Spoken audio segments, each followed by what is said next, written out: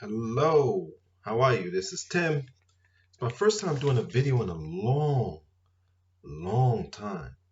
So bear with me. But I want to do this for people from my platforms, primarily Patreon, my Patreon listeners. That's my phone listening in on our conversation. So what I usually do is I usually pick literature, primary sources, and I read them. I think what I'm going to do is each month take one text and just read from it and give little short lessons on it. And I try to pick things that are relevant to our time, things that you can use to go out there and make better decisions and be more thoughtful. I came across this. This is a paper I always get, AM New York Metro. And I came across this article, and it's about a small business owner. So it's Queens Card Store among many suffering mom and pop businesses. I'm just going to read from it by Todd Mazel. Shuttered businesses through the city face the prospects of surviving COVID-19 through forced closures and having to pay rent, insurance, and mortgages without income.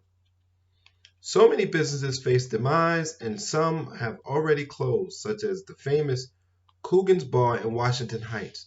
The owner says COVID-19 was the last straw. Yet many merchants want to survive and eagerly await assistance from the government. Many seeking payroll protection program loans and small business administration loans and grants to help pay employees rent, or their vendors.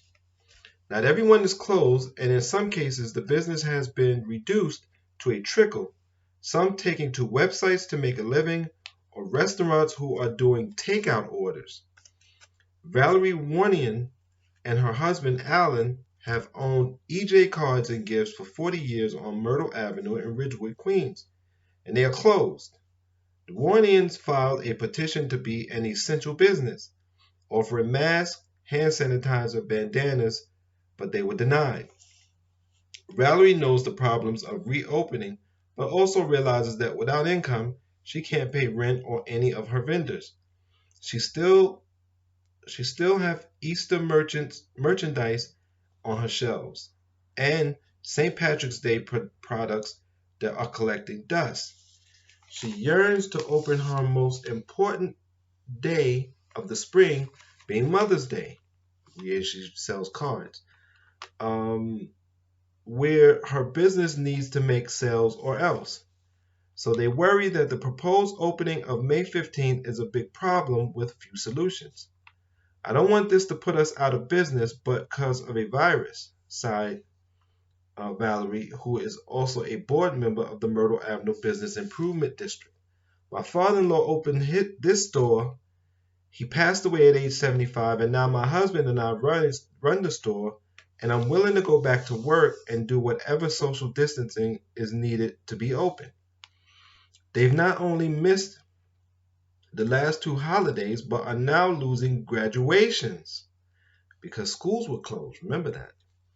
Communions, and her husband is immune compromised, so he would remain in isolation. But she says she's willing to go back in, keep to one customer at a time, do pickups and deliveries, but she's not allowed. Her landlord is somewhat understanding, so she sent a partial payment of her rent, $10,000 a month rent, to show goodwill.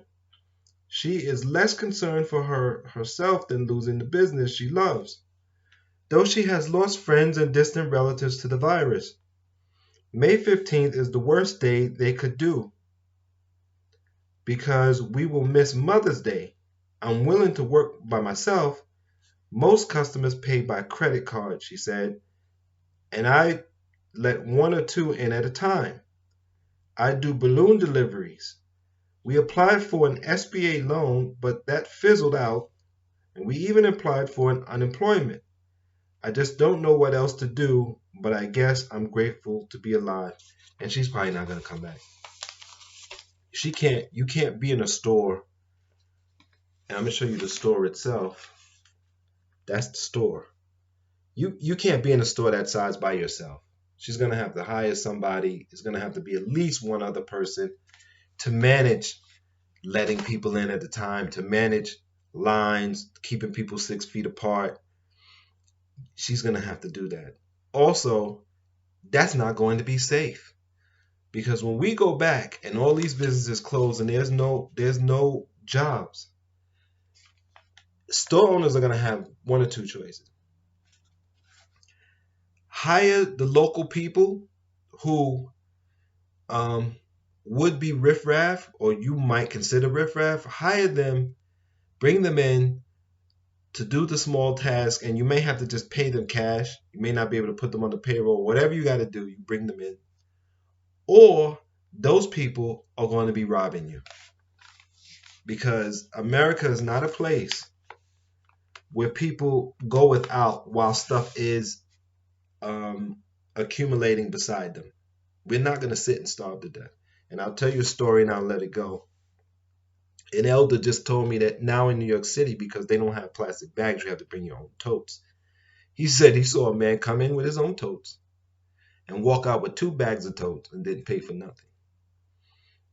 And if we don't get a UBI, that's going to be normal life. And she can't go back to business by herself like that. And a lot of businesses it may not be worth it. So we're moving into an economy where we're going to be doing more things like this, using our digital platforms and maybe delivering. Maybe we'll be doing home businesses a lot more.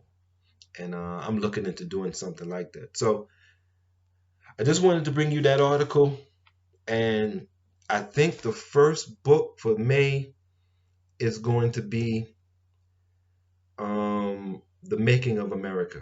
Because I think we need to know what's at the root of the society, why it got so screwed up, so that we can change it. Until next time, please, I thank you for your support. And I say, take care of your mind, take care of your body, and be safe.